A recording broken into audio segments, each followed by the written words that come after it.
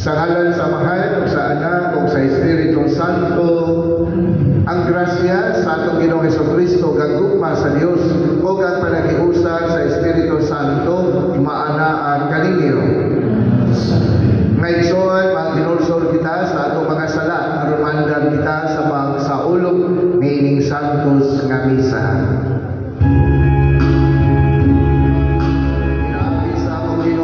Kristo imong anak nga buhiyong hari ubankan nimo og sa Espiritu Santo Dios hangtod sa kahangturan.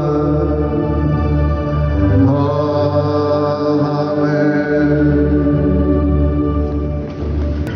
Pinutlo gikan sa basahol ni Propeta Ezekiel. Nag-ingon ang Ginoong Diyos, ako mismo magkuhang sa linsing sa kinatumyang bahin sa Cedro, ug itanong ko kini sa kinahabugang bukid sa Israel. Mananga kini ug mamunga ug mahimo kining matahong nga Cedro. Ikan sa ikaduhang sulat ni San Pablo ngadto sa taga Corinto. Busa kanunay kitang masalikod kaayo, nasayod kita, nga samtang anina kita niining lawasa, layo kita sa puloy-anan sa Ginoo. Ang Ginoo manaan kaninyo. Ang Santos nga Ebanghelyo sumala ni San Marcos. Si Jesus mingon ngadto sa katawhan, ang gingharian sa Dios sama sa tao nga nagsabod og binig sa iyang uma, ug samtang nagpadayon siya sa iyang buluhaton adlaw-adlaw, miturog o mitubo ang mga binig sa paagi nga wala niya masabti. Ang yuta mao'y nagpatubo o nagpabunga sa mga tanom, mao'y muuna ang lingkod nga punuan, unya musunod ang iyang uhay, ug unya ang gusto nga mga lugas. O kini kahinog na galabon kini kay ting-ani naman. Saon sa mga butanga ikatandi nato ang gingharian sa Dios na butana sa Jesus. Unsa bang sa bigaya ang gamito nato pagsaysay niini? Sama kini sa liso sa mostasa nga mao'y labing gamay nga liso dinhi sa kalibutan. Kung itanong kini o makatubo na, mahimo kini labing kako sa tanang tanom.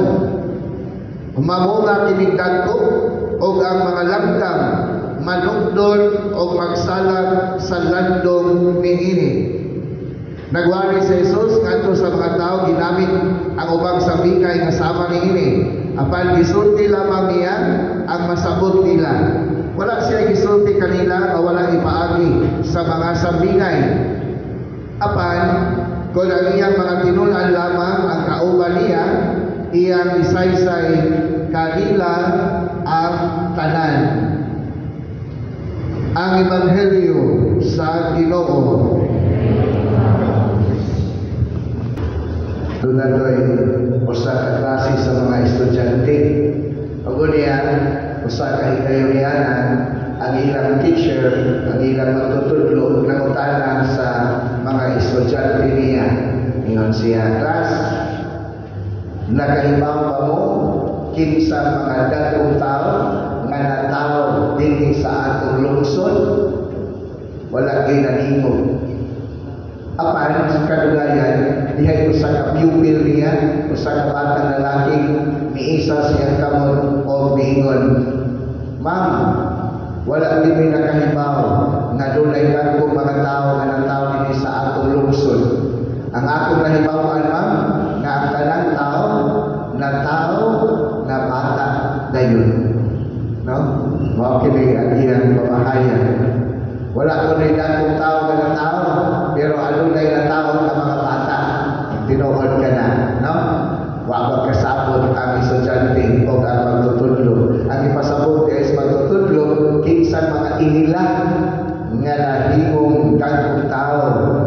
kinsa mga tawhana na pinasinugdan sa ilang dapit. Apan ang sabot sa bata sa iyang estudyante, kinsa tawhana nga nataw nga dako na.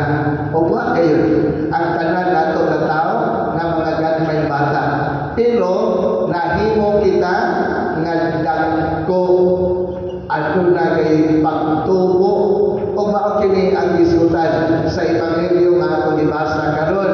Di ang atong Ginoong Jesucristo nagamit siya mga sambingay sa mapananglitan sa sambingay may tungod sa binhi nga gibugas. O ang sambingay may tungod sa liso sa mustasa. Pulos mga gagmay apan nitubo kini. Nahimong talong o nidagko o nabunga kini. Mao kay suwon nga kita gipahinumduman o gitudloan karon nga aduna kayo'y pagtubo na ato kayo'y nga hangpon. Adunay pagtubo kan sa proseso kita moagi kayo'y. O dili na nato ikalimot, no? Sa mapanalitan sa physical aspect sa atong kinabuhi, kitang tanan na tao nga mga gagmay bata, mga buhay. Pero wa ta magpamili nga gagmay bata physically, nitubo ta. Bisan man gani ang ubang mga bata nagalisod-lisod intaw sa ilang makaon, apan nitubo gayon physically, no? Nitag-as. Gani, nakahinumdum tingalita sa mga bata-bata, nagilang tag mga 5 anyos, 6 anyos, hangtod na tingali sa 10 anyos, matagtuig atong sukdon ang atong tinubuan, no?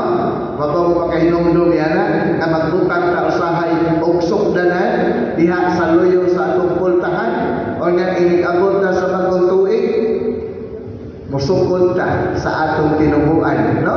Di ba? Alang na sa mga bata pagkaayo, nag-edad ka mga 7 anyos, ngato na sa mga 12, 13, sukdon o unsa na'y gitaspon sa atong pagtubo. Unya, kuno, ilikadagko na, dili na kuno ang pagtaas mao'y sukdon. Unsa naman, ang pagtubo na nato sidewards, no? Sa mga matanon pa, we grow upwards. Pero inikahamtong na nato, labi na gudag ko na atong bilbil, ang ato ko ng pagtubo is sidewards. Wala na sukdo na nato ang atong hawak, pila na isukod sa atong hawak. Pero naagyan ang maong process of growth.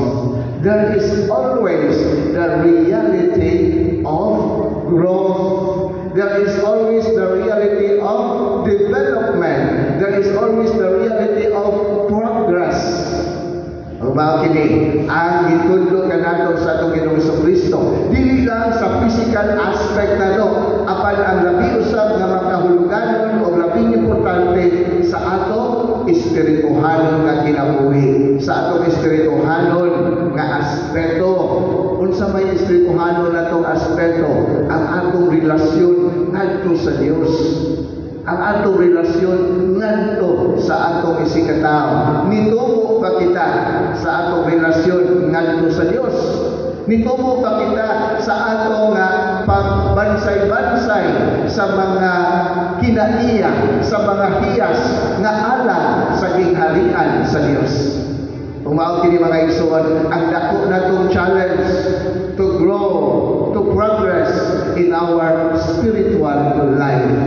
Unsa man nato pag-progress, unsa man nato pagtubo diha sa atong espirituhanong kinabuhi, pinaagi sa pagbansay-bansay, sa mga virtues, sa mga hiyas nga alang sa gingharian sa Dios. O diha sa atong pagbansay-bansay sa mga hiyas nga alang sa gingharian sa Dios, ato kayong hinumduman nga musugod ta sa ginagmay, sama sa binhi, sama sa liso sa mustasa, gamay kini pero adunay potential sa pagtubo. Umausap ka na diha sa atong espirituhanong kinabuhi, sa atong pagbansay-bansay, sa atong Christian virtues, sa mapanalitan, sa atong pagbansay-bansay, sa pagkamakinabangon.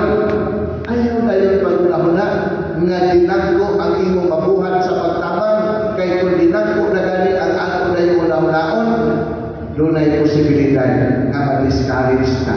No? Wala ko ba ngayon, sus, kung makadaot kong luto, ang talang tapos, ako na taga ang kwarta. Ayaw pag-ambisyon ka na. Pero man, that can be impossible. No? Pero, buhata, kung sa imong makaya, kung ano na kay nakitaan, nga imong silingan panangitan, na ano na'y panginahanglan, pabaylo ako bugas.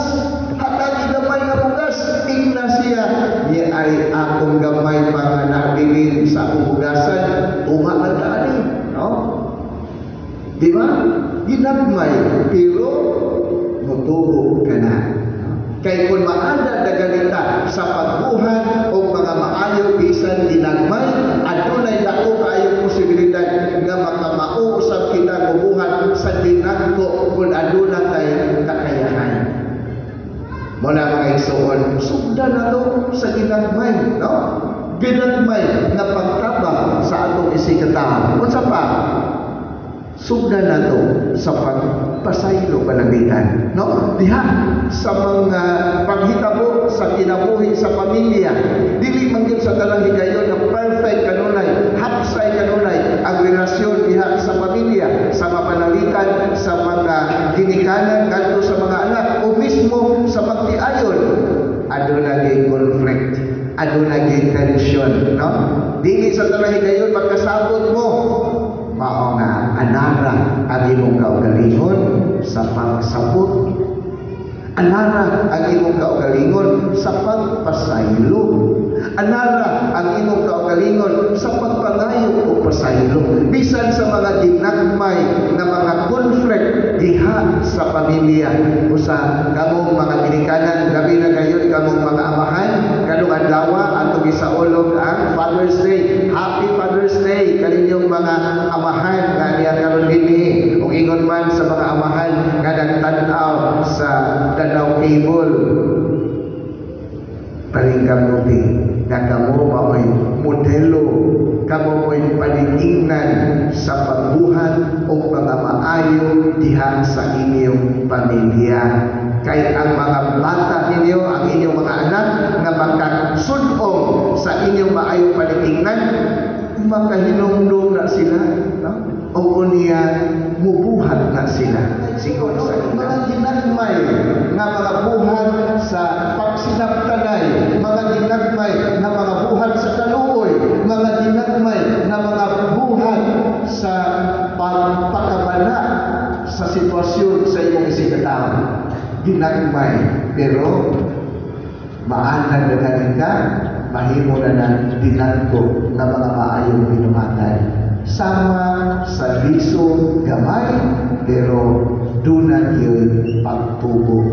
Busan kay soon, dinhi panalitan sa atong pagsimba. Di ba?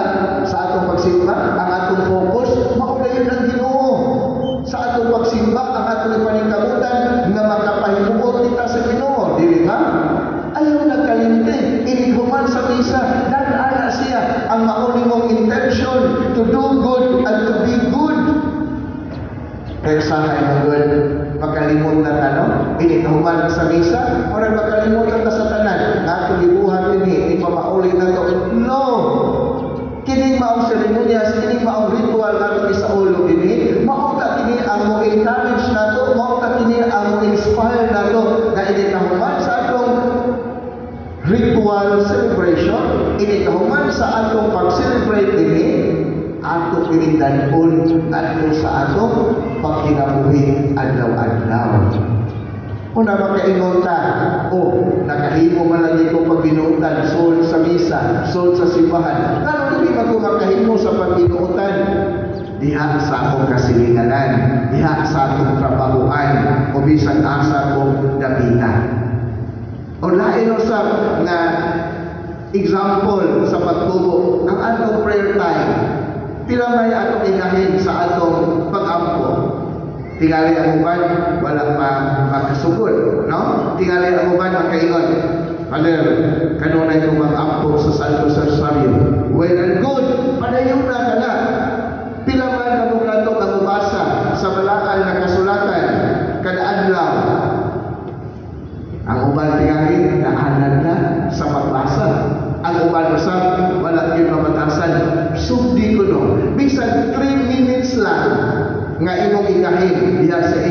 pag-ampo matag adlaw pinaagi sa pagbasa bisan ang ebanghelyo lang alang adlaw palit kang magambahan o dili palit kang Bible guide lalo na kay Biblia sa inyo praktisa ko no bisan ang pagbasa lang sa readings ni anang adlaw bisan sa ebanghelyo lang sa ginagmay sumdi ginagmay ang pagpractice sa imong prayer life. Ayun na yun pag mga vision nga, mag-meditate ko suot sa kauras, mag-meditate ko suot sa 2 hours. Kasi din na mo makaya. Sugdi lang ko sa ginagmay. No? Kunya, iampo kayo sa Ginoo nga, mutubo ka sa imong prayer life. Tingali sugdan mo, sabi na di kayo, 3 minutes. Na muhilong ka diha sa imong lawak o magpili ka dapat dili ka manistorbo just for 3 minutes and meditate. Feel the presence of God diha sa imong kinabuhi. Hula-hulaan, eksamina ang imong konsensya, unsay imong ipabuhat, unsay imong mga failures, unsay mga kasalanan na imong nabuhat. And then, pangayong pasayang sa Ginoo. Hula-hulaan usap ang imong mga maayong nga gibuhat diadto ni anang adlaw. Unsa pa imong mga plano nga buhaton diadto adlaw. And thank God sa imong mga maayong gibuhat. O pangayong sa Ginoo sa iyang blessing, sa iyang panalangin nga makabot nimo ang imong giplano nga buhaton ni anang adlaw. Di ba? Ginagmay, pagsukod sa ginagmay. Kung imo na lang mahapit, kung imo na lang nga maapil sa imong kinaiya, di na kakapil o struggle kayo. Murag, second nature na nimo ang pag-ampo, ang pag-commune ngadto sa Ginoo. Pinaagi sa imong una, pinaagi sa imong kasing-kasing. No? Kunya na mga igsoon, kunya ayaw yung kalimot sa pagpagayo sa grasya sa Dios. Kay maumang kini ang ipasabot sa Ebanghelyo. Ang magpugas, ang mag-uumag, ikaw na siya nagpugas. Pero ang nagpatubo, mao ang yuta, no? Ang nagpalambog ni ini, mao ang yuta. Wa siya makaibaw unsay na ikabo. Pero iyang gibuhan sigon sa iya na yun na buhatonon.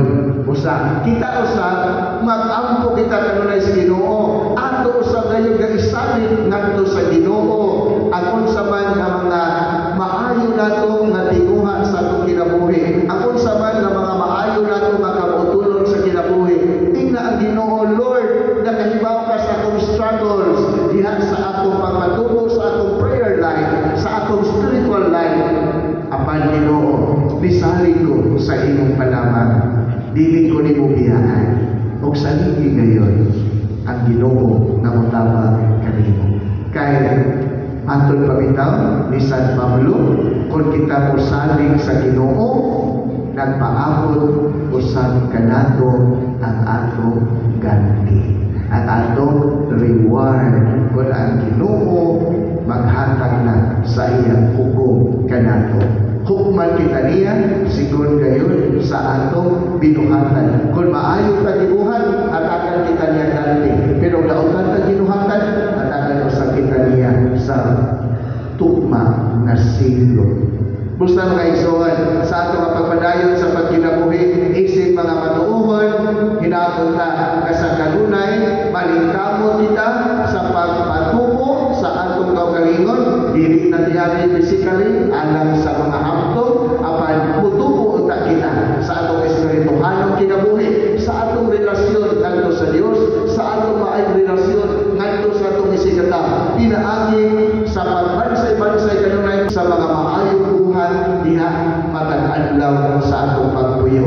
Magsugod ta sa mga ginagmay. Kaya doon na kinikayunan nga mamahimo sa nga dinaggo. Mamahimo ng kabagi sa atong kinaiya o sa kahimutan ta kita sa Ginoo nga nalitamo sa pagbuhat ug maayo sa pagpatubo sa atong relasyon ngadto kaniya ug sa atong